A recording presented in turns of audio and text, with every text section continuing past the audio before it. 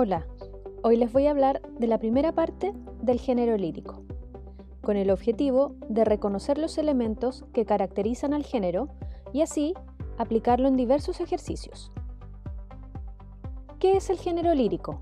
La lírica es la forma poética a través de la cual el poeta expresa su sentimiento personal, posicionándose en el centro del discurso psicológico, de manera introspectiva, rememorativo, evocativo o fantástico, con el que se determina la experiencia del yo. El género lírico permite al hablante expresar su interioridad, sus sentimientos, sus emociones y su estado anímico. Vamos con los orígenes. El concepto de lírica viene de la antigüedad griega, época en que la lira, instrumento musical de cuerda, era utilizado por el cantor para subrayar rítmica y melódicamente las palabras. Aquí en esta imagen podemos ver la lira, el instrumento musical.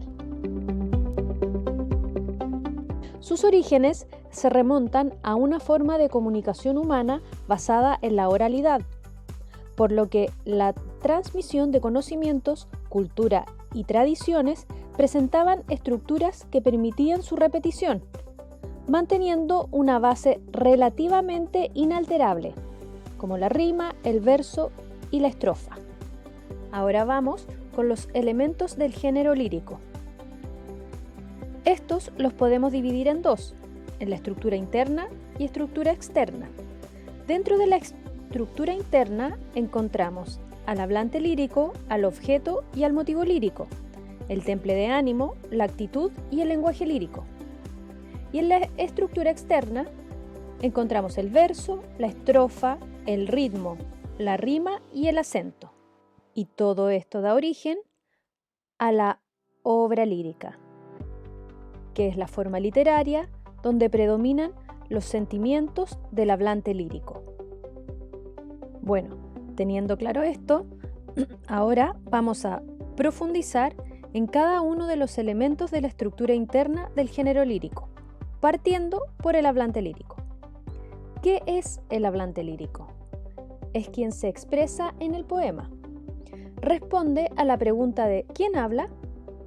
No es el poeta ni tampoco el autor. Ahora, para que te quede más claro, escucha el siguiente ejemplo. Madre, cuando sea grande, ¡ay qué mozo el que tendrás! Te levantaré en mis brazos, como el sonda al herbazal. En el poema que acabamos de leer, El obrerito de Gabriela Mistral, ella, la poeta, inventa un poema donde un niño, el hablante lírico, se dirige a su madre. Entonces, como nos podemos dar cuenta, el hablante lírico es el hijo que se dirige a su madre. Continuemos. Es importante no confundir al poeta con el hablante lírico. El poeta es el autor del poema y el hablante lírico es la voz ficticia que se expresa. Ahora, responde la siguiente pregunta. En un poema, cuando nos preguntamos ¿quién se expresa?, ¿a quién nos estamos refiriendo? Nos referimos al hablante lírico. Ahora continuemos con el objeto lírico. La inspiración surge del objeto lírico, algo que al poeta le produce algún tipo de sentimiento o emoción que expresa a través de su obra. Veamos el ejemplo. Las moscas de Antonio Machado. Vosotras, las familiares, inevitables golosas, vosotras, moscas vulgares, me evocáis todas las cosas. Claramente podemos darnos cuenta que el objeto lírico en el poema de Antonio Machado son las moscas. Es importante que el objeto lírico, ya sea una persona, animal, cosa u objeto personificado, le sirva al hablante para expresar su interioridad. Ahora vamos con el motivo lírico. Este es el tema de la obra poética, la situación ideal, emoción o sentimiento en torno al cual se construye el poema. Si lees algunos poemas, te podrás dar cuenta que el amor es uno de los motivos líricos más recurrentes en la poesía. Puede ser también motivos líricos la alegría frente a una actitud, la naturaleza, la angustia por el transcurrir de la vida. Veamos el motivo lírico en el siguiente poema. Como de entre mis manos te resbalas, oh, como te deslizas, edad mía, que mudos pasos traes, oh, muerte fría, pues con callado pie todo lo igualas. Recordemos que el motivo lírico es el sentimiento a partir del cual el hablante lírico construye su poema. Entonces, en el poema que acabo de leer, podemos darnos cuenta que es la angustia del paso del tiempo que conduce inevitablemente a la muerte el motivo lírico. Ahora, antes de continuar, responde la siguiente pregunta. En un poema, cuando nos preguntamos ¿cuál es el tema?, nos referimos al motivo lírico. Veamos ahora el temple de ánimo. Es el estado anímico del hablante. Se ve reflejado en ciertas palabras en el poema. Por ejemplo, acá, árbol dañado. Claramente nos está expresando un sentimiento de tristeza. Continuemos con la actitud lírica. Es el modo de captar y mostrar la realidad. El hablante lírico puede entregar sus sentimientos a través de distintas actitudes, enunciativa, apostrófica o apelativa, o de la canción. Vamos con la primera, la actitud enunciativa. Es la actitud con que el hablante lírico muestra su subjetividad a través de la descripción del paisaje, de personas, de animales o de la narración de hechos. El poema que posee esta actitud describe una situación del entorno o contexto, manteniendo cierta distancia, y por eso emplea sobre todo la tercera persona gramatical.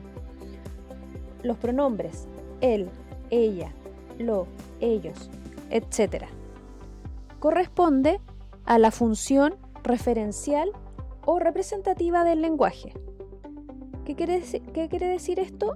Que se utiliza para transmitir información objetiva, sobre todo lo que nos rodea, sin hacer valoraciones. Veamos el siguiente ejemplo para que quede más claro. Los niños bajan a picotear las horas hasta deshojarlas y ponerlas a arder como si nada en el resuello del cielo, porque los niños no saben que juegan con fuego, y que hasta las palabras de la creación son puro humo. Pero los relojes no saben qué hacer con sus ventanas rotas, por donde las estaciones manan a gritos. Podemos darnos cuenta que en este poema solo se utiliza la descripción. Continuemos con la actitud apostrófica o apelativa. Es la actitud lírica con la que el hablante se dirige a un tú. Siempre el emisor espera generar una reacción en el receptor. Se emplea la segunda persona gramatical, pronombres como tú, te, vosotros, ustedes, usted. Corresponde a la función apelativa del lenguaje. Veamos el siguiente ejemplo para que quede más claro. Señor, tú sabes cómo, con encendido brío, por los seres extraños mi palabra te invoca. En este poema podemos ver la función apelativa, donde hay un llamado al Señor y se espera una respuesta. Este poema es El ruego de Gabriela Mistral. Es la actitud lírica en la que el hablante expresa directamente sus sentimientos, sus deseos, sus problemas, su estado de ánimo. Emplea la primera persona gramatical, los pronombres yo, me, mi, nosotros, y corresponde a la función expresiva o emotiva del lenguaje.